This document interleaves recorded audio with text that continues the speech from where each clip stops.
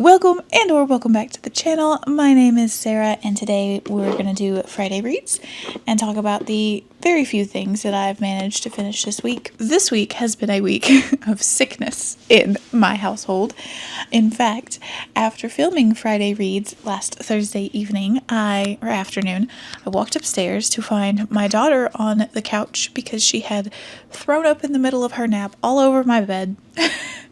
It was rank. It was chicken Vienna sausage vomit, if that gives you any idea. Blech.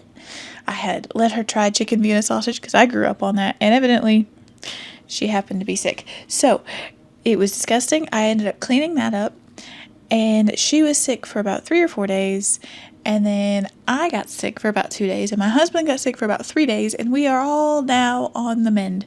We are mostly good, but because of that, our week has been very weird. And so reading feels weird. I did pretty good. I did pretty average, actually. But it's felt like a weird week. Like I said, we're all on the mend. We're doing better. But man, what a mess it has been. I have cleaned up so much vomit in the past weekend. Wow. So let's read. Let's talk about the things I have read. Let's start off with what's in front of me. I did read the newest volume of The Ancient Magus Bride. This is volume 20. It came out last week. And this is the kickoff to the third arc of this series.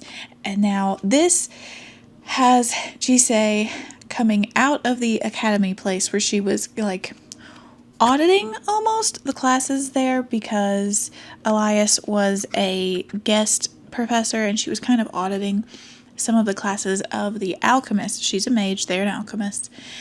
And some bad events happened in this second arc at that school, and this is following up from that. And now because of the acts of Chisei and her classmates, there has been a huge surge in magic where they're in England, and there are talks, there are rumors, there are whispers that the Great Red Dragon is awakening, whatever that means. And now we are going to have to face that. And this takes place right after the events of volume 19. They're doing like sort of cleanup. We're having interviews with these ruling bodies to see, what exactly happened, who's at fault, all that stuff. And all the while you're seeing the rumors start. So this is like a setup for this next arc. It's the first book. Of course, it's laying the groundwork. And we start to meet a few new characters, which is exciting. I do not trust some of these new church folks that are showing up, but I am excited to see where this goes because I do love this series very much. I highly recommend it if you want a very, very fun manga series to read. The anime is supposedly very good. I have not watched the anime, but I love the manga series, so 10 out of 10. I highly recommend The Ancient Magus Bride. I really like it. So I'm caught up on that, and I finally finished A Deal with the Elf King, which is a Married to Magic novel. This is by Elise Kova. I tried this because Elise Kova's new book, Arcane Academy, comes out this month, and I think I have read Elise Kova once before, many moons ago. I do not remember much about it. I remember not liking it, if it's the right one I'm thinking of, and I thought, I'll try something new from her. This was at my used bookstore. I picked this one up. So I tried it. I was able to get the audiobook on Audible. It was part of the Audible library, so it didn't cost me anything, I don't think. And I was really enjoying the audiobook until there was some really awkward and gross kissy noises, and then I couldn't anymore. So this is about Luella, who works in this town on the border of the Fade, and on the other side of the Fade are the magic folk, the elves, the fae, the vampires, so on and so forth. And every so many years, a human queen is chosen from her town of, I think it was called, it's not capital, but it's something just as odd of a name. They come and they're like, we have to have our human queen. Where is she? And it turns out someone has been suppressing her magic. She is the human queen. She's a little too old, a little older than she should be, and she's taken into the Fade finally, after too many years of being away, and she is set to marry the king. Now, the wives, the human queens, they're not truly wives. They are simply over there to sit on a throne and give it magic that keeps the people in the land on the magic, quote-unquote, magical side of the Fade alive. she is going to stay there for so many years and pass away there, never really go back to her hometown. She doesn't want that. She's too old to have been taken at a... Normally these queens are taken much younger, but she has actually gone to college and has a life and has a job and has a role, and she doesn't want to lose that. She wants to go back. So she sets her sight on fixing this arrangement, finding out how to fix the magic. And that's what this is about. Now, this is a lot more cozy than I thought it would be. It's very low angst. It's very... I don't want to say easy as far as like plots go, but it is. It's very easy. It flows. It's short. The audiobook is really good until you get to the very weird and awkward kissy noises. I didn't like it at all. After that, I finished it in physical format. And yeah, I think I enjoyed it. I really liked Elise Kova's writing, and I know this is one of her early books, so she has probably only gone up from here. So I think I will try Arcane Academy when it comes out. I think it's Arcana Academy? Arcana maybe? Whatever it is. I plan on hopefully trying it when it comes out. So I did enjoy this. It wasn't like mind-bogglingly wonderful, but it was fun. I had a good time, and I will continue with Elise Kova's work. So there's that. I finished another audiobook. Let me get to it here. All right. The big 5-star win for me for the past week is the second Battle Mage Farmer. This one is called Germination. This is by Seth Ring. I read these on audio, and I really like them on audio. Michael Kramer does them. And I will say my complaint about Michael Kramer right now is that I keep forgetting that John is like late 20s. Maybe he's like 28, maybe 29. But Michael Kramer makes him sound like he's like 45. So I have to keep reminding myself John is young. He's not an old man. Anyway, this is about John, who has retired from a powerful position in this world's army. He was once just a dude bro in our world, but he was isekai'd into this magical world, and he had a position of great power. He has a lot of magic. The war is over, though, and he wants to retire and get away from all of it, and he wants a farm. So he has a deed for a farm and some animals and some land, and he goes to claim it. And of course, things never really go from there. On the other side of that, he still has some quests left undone, including to prevent the end of the world, to stop the apocalypse. And to do that, all he knows is that he has to farm, he has to grow wheat, magical resistant wheat, and so he is focused on that. Of course, things don't go to plan. And in this one, we kick it off with him helping the young woman who's living and working on the farm with him, Ellie. He's helping her get her class. This world has got classes. It's a lit RPG. He's helping her unlock her class, which was really very cool. We see a lot of Siegfried, the rooster that is way too smart and a little spoiled, honestly, that lives on his farm. Siegfried is very smart. That whole scene, like that first third of the book where he's helping Ellie get her class, was fantastic. I really enjoyed it, especially like the actual cumulative scene of her doing the magic, conjuring a spirit for a familiar, and then Siegfried jumping in. It was so good. In the latter half of the book, John takes Ellie and a couple of other people, and they leave town. We get some more tidbits and hints to John's history, which I loved. In fact, I was so excited about them. One night on Fortnite, I was like gushing about it to my husband and our best friend because I had to talk to somebody. I know their eyes were glazing over, but I had to talk to somebody. And then at the end of the book, they investigate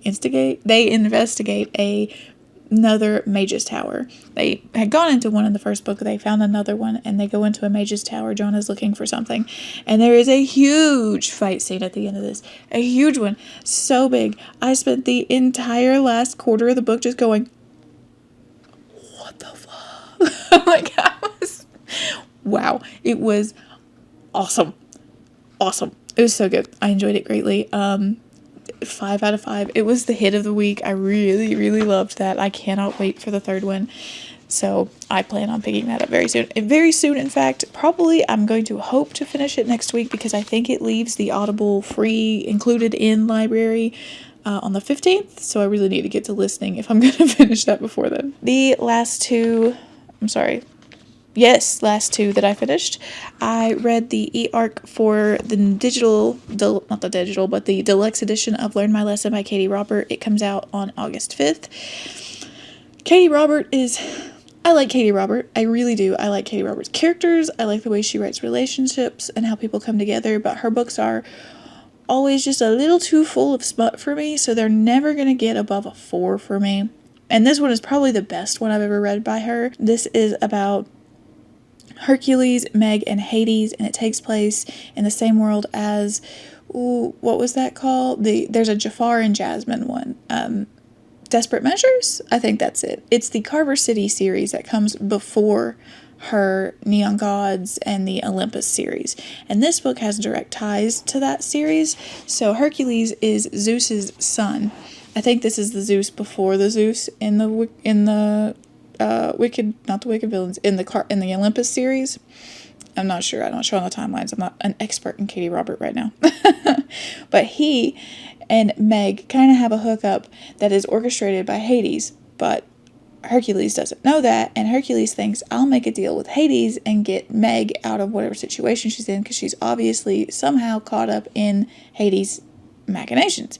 Well, he makes this deal, but it turns out that was kind of what Hades was aiming for, and Meg is with him willingly. She is his partner, and it's their relationship, how the three of them kind of form a triad, and how he fits well in the group. He softens their hard edges, and they work together well, and there is a meta plot through this of Hades getting revenge on Zeus for something that he did to Hades a long time ago, but really the focus of the book is on the relationship between the three. And I really like the interpersonal stuff. I like the relationship. Katie Robert does a really good job, I think, of just the people part of her books. And I had fun with it overall. It is like a 3.75, 4 for me, because like I said, there's always too much smut. But I do enjoy reading her books from time to time, so I liked this one. The new cover is really beautiful. I really love that new cover. I might pick it up for my shelves. Right now I tentatively have it on my radar to pick up, so we'll see. And the final thing that I am going to finish, probably as soon as I finish filming this video, I am on the last 10% of it, is the 5th Thousand Autumns. Let's just hold up the first one. It's in the mail. It's coming to me. But the 5th volume of Thousand Autumns, this is the Danmei series that I am currently buddy reading with one of my best friends. And I am behind. She's already finished it, so I have to catch up. But technically I have finished the narrative itself. I am in the bonus short stories at the end, so I will go ahead and say I absolutely love this series. I think this might be a 5-star series for me overall. I didn't have a single big complaint the whole way through. If you want to read this series, know that it's very politics heavy. This is a Danmei about Shen Qua and Yan Wuxi, and Shen Qua is right here in the white and blue. He is a Taoist monk, not a monk, a Taoist master who believes that there is good in everyone in the world. There is hope. He believes in the good in humanity. Yan Wuxi, up here in the back, is the master of a demonic sect who believes that all people are inherently evil.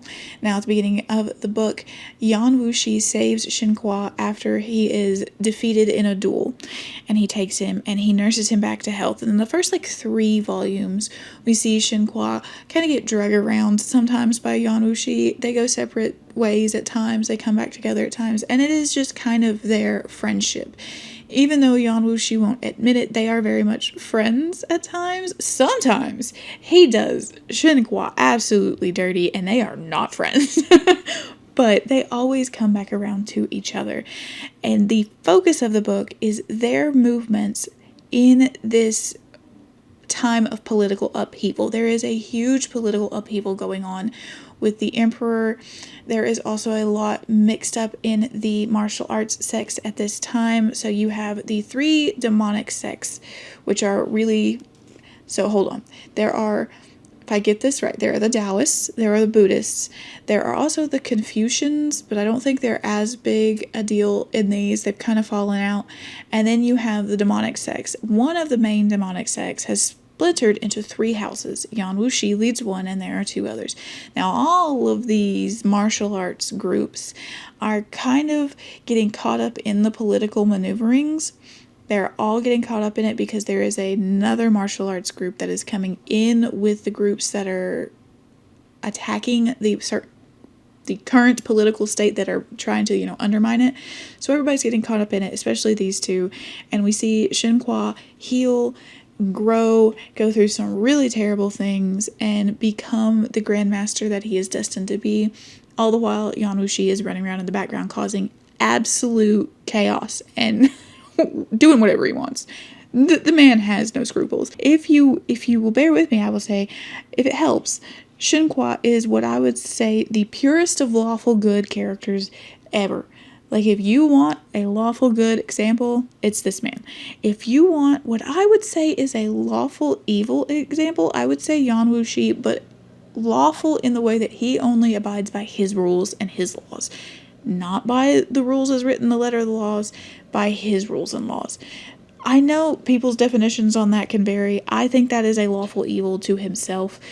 He might more traditionally be chaotic evil in a more traditional setup of the alignment chart. What have you? He is evil. he is not a nice man. By the end of the series, he has kind of mellowed. He is kind of chilled. Shenhua is the foil that holds him back. They kind of meet in the middle. They become the perfect example of a yin and yang. But this series is primarily about the politics and the politicking.